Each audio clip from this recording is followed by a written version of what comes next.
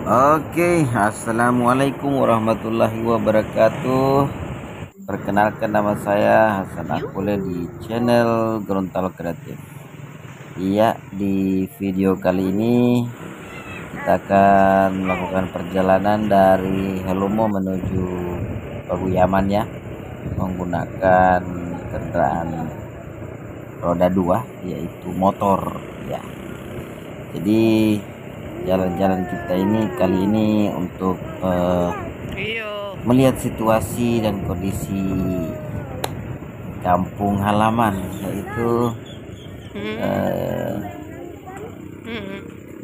Sidomulyo. Nah, saat ini kita sedang berada di lapangan Sidomulyo ya. Mau ngapain? Kebetulan ini untuk menyambut tahun baru, jadi dibuatkan acaranya ya.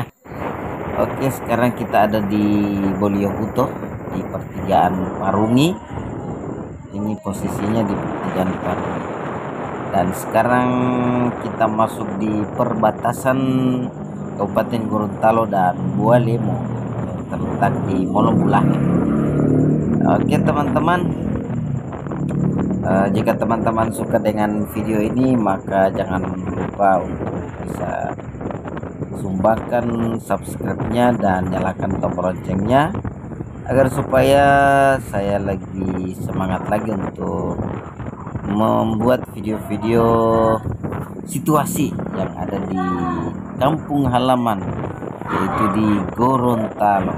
Oke, terima kasih. Assalamualaikum warahmatullahi wabarakatuh.